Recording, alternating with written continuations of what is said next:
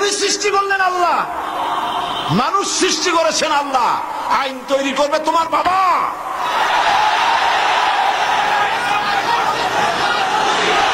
আইন তৈরি করবে কে? কে তৈরি করবেন? আল্লাহ রাব্বুল আলামিন আইন তৈরি করবেন। আরেকটি জিনিস লক্ষ্য করুন, এই পৃথিবীতে থামুন, এই পৃথিবীতে একটা গাধার তৈরি করা আইন আর একটা গাধাই কিন্তু মানে না, ঠিক কিনা? একটা ষাঁড় আর একটা ষাঁড়ের আইন মানে না। গ্রামে দেখেন না, বিলের মধ্যে অনেক ষাঁড় ঘুরে বেড়ায়। একটা ষাঁড় তার ঠ্যাং উঁচু করে বলল, ভাইয়ের আমার, বোনের আমার, এই বিলের মধ্যে কেউ ডাক দিতে পারবে না আমি ছাড়া। আর সব ষাঁড়েরা গরুরা লেজ উঁচু করে দৌড় মারলো। গরু একটা গরুর আইন মানে না, একটা ব্যাঙ আর একটা ব্যাঙের আইন মানে না, একটা বানর আর একটা বানরের আইন মানে না। আর তোমরা আশরাফুল মখলুকাত মানুষ, কার বাজানে কি আইন তৈরি করেছে সে আইন মানতে পৃথিবীর মানুষ বাধ্য নয়। মানুষ সৃষ্টির সেরা, আইন মানবে আল্লাহ। চিল্লায় বলো কার?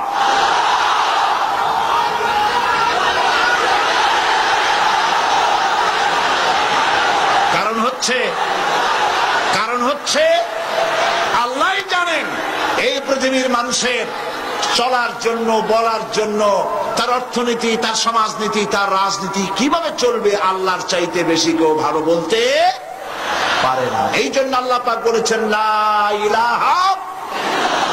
এই কথা কে শিখিয়েছেন? জোরে বলুন। আল্লাহ পাক শিখিয়েছেন, ঘোষণা করো লা ইলাহা ইল্লাল্লাহ। আমাদের জিকির আজগার, যারা জিকির আজগারে শেখানো হয়, লা ইলাহা আস্তে, ইল্লাল্লাহ জোরে, কলবের উপরে মারো। এখন ইল্লাল্লাহ এত জোরে জোরে মারা হয়, তাতে কলব থাকলেও পারে, গেলেও পারে। আপনার চার আঙ্গুল খান কলজা, এর উপরে জব মেরে আপনি করবেনটা কি? পয়গম্বরেরা চার আঙ্গুল কলজার উপরে জব মারে নাই, পয়গম্বরেরা লা ইলাহা ইল্লাল্লাহ ধাক্কা মেরেছেন ফেরাউনের গদির উপরে। ইব্রাহিম আলাইহিস সালাম লা ইলাহা ইল্লাল্লাহ বলে ইল্লাল্লাহর জাত মেরেছেন, নমরুদের রাজতত্ত্ব উল্টে গেছে। মুহাম্মদ রাসূলুল্লাহ সাল্লাল্লাহু আলাইহি ওয়াসাল্লাম লা ইলাহা ইল্লাল্লাহ বলেছেন, আবু জাহেলের মুষ্টি সাফ হয়ে গেছে। এর নাম কলেমার জিকির। ফেরাউনের কাছে যখন গেছে, ফেরাউন তখন বুঝতে পেরেছে।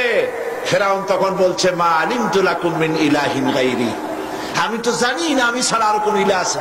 আমি কি গল্প শোনাচ্ছি না কোরআনে আছে?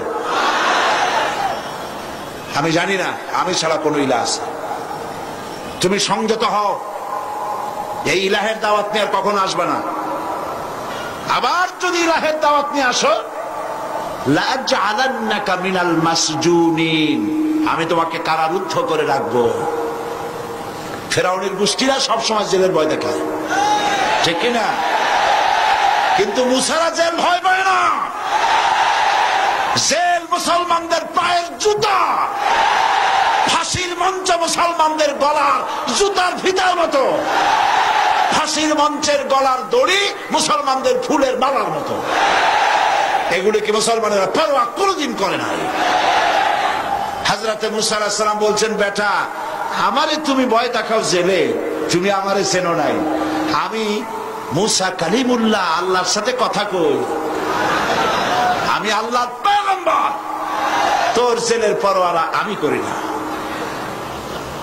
মুসা আলাইহিস সালামের সাথী নাই, সঙ্গী নাই, লোক নাই, জন নাই। মুসা আলাইহিস সালাম বসে আছেন।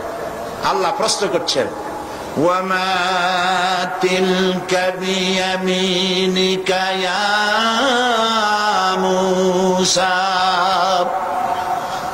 মুসা আলাইহিস সালামের কথা আল্লাহ কোরআন শরীফে কত জায়গায় বলছেন, সুবহানাল্লাহ। খুব আদরের নবী। মুসা, তোমার ডান হাতে ওটা কি? মুসা আলাইহিস সালাম বললেন, হিয়া আসায়া, এটা আমার একটা লাঠি। এই লাঠি দিয়া আমি ভর করে দাঁড়াই, এই লাঠি দিয়া আমি পাতা পাড়িয়া ছাগলের খাওয়াই, এই লাঠি দিয়া আমার ভেড়া, ছাগল ইত্যাদি অন্যান্য প্রাণী থেকে হেফাজত করি, এই লাঠি দিয়ে আরো অনেক কাম করি। এখন প্রশ্ন হচ্ছে, আল্লাহ জিজ্ঞেস করলেন এটা কি? উনি বলবেন এটা লাঠি, এত কথা বললেন কেন? এই যে পাতা পাড়ি, এই করি সেই করি, এত কথা বলার দরকার কি?